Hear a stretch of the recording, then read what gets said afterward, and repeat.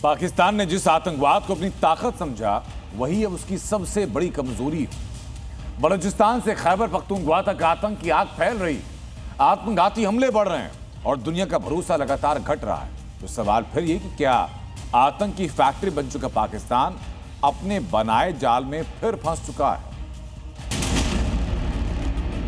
मुनीर का terror plan backfire कर रहा। पाक की आतंक नीति कहीं का नहीं छोड़ेगी। कहते हैं जैसा बोओगे वैसा काटोगे, और आज पाकिस्तान के साथ वही हो रहा है। जिस आतंकवाद को उसने पाला, अपने मुल्क में बसाया, जिसे हिंदुस्तान के खिलाफ इस्तेमाल किया, आज वही उसकी गर्दन पर सवार है। आज मुल्ला मुनीर का देश अपने ही बनाए भस्मासुर के सामने बेबस है। Pakistan institute for conflict and security studies की रिपोर्ट ने पाकिस्तान की पूरी पोल खोल कर रख दी है और आतंकिस्तान की भयावह तस्वीर पूरी दुनिया के सामने ला दी है। इस रिपोर्ट के मुताबिक अप्रैल 2026 में पाकिस्तान में करीब 101 आतंकी हमले हुए, लेकिन मई आते आते टेरर अटैक की संख्या 128 पहुंच गई। यानी सिर्फ एक महीने में आतंकी वारदातों में करीब 27% की बढ़ोतरी। मतलब हर गुजरते दिन के साथ पाकिस्तान पर आतंक का शिकंजा और कसता जा रहा है। जिस पाकिस्तान ने आतंक को अपने सरांखों पर बिठाया, वही दहशतगर्द पाकिस्तान में गदर काट रहे हैं। सबसे बड़ा झटका मौत के आंकड़ों में दिखाई देता है। मई में आतंकी हमलों में पाकिस्तान के 71 नागरिक मारे गए और 68 सुरक्षा कर्मियों की भी मौत हुई। इस दौरान 6 शांति समिति सदस्य भी आतंकी हमले का शिकार हुए। लेकिन पाकिस्तान में आतंक के असर की कहानी यहीं खत्म नहीं होती। पाकिस्तान में हाल के दिनों में हुए आत्मघाती हमलों ने हिलाकर रख दिया है। मार्च अप्रैल में सिर्फ एक आत्मघाती हमला हुआ, लेकिन मई में पूरे 6 आत्मघाती हमले हुए।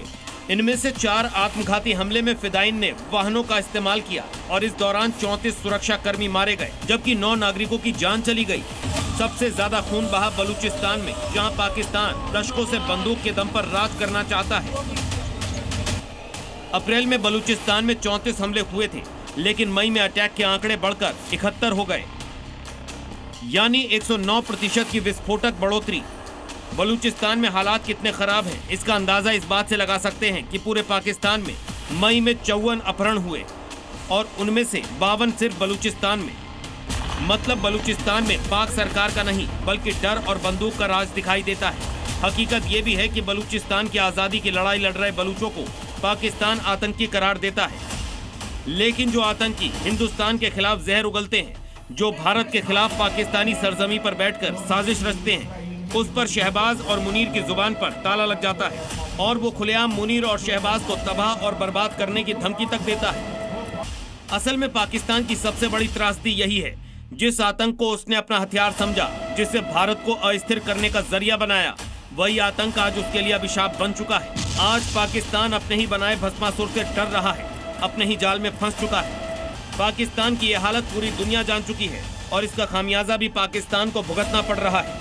आधी दुनिया पाकिस्तान को आतंकी मुल्क मानती है और अब तो पाकिस्तान की यूएनएससी से भी विदाई तय हो गई है। दरअसल यूएनएससी के चुनाव में किर्गिस्तान पहली बार गैर स्थायी सदस्य चुना गया, जबकि Austria, Portugal, Trinidad and Tobago और जिम्बाब्वे को भी 2 साल के लिए सीट मिली है। पाकिस्तान का मौजूदा कार्यकाल 31 दिसंबर 2026 को खत्म हो रहा है, जिसके बाद पाकिस्तान यूएनएससी से आउट हो जाएगा। सवाल सिर्फ एक सीट का नहीं है, सवाल उस भरोसे का है जो पाकिस्तान दुनिया की नजरों में लगातार खोता जा रहा है, क्योंकि दुनिया समझ चुकी है कि आतंकवाद के खिलाफ लड़ाई सिर्फ बयान देने से नहीं जीती जाती, उसके लिए आतंकवाद को पालने पोसने की नीति भी छोड़नी पड़ती है। ब्यूरो रिपोर्ट, जी मीडिया।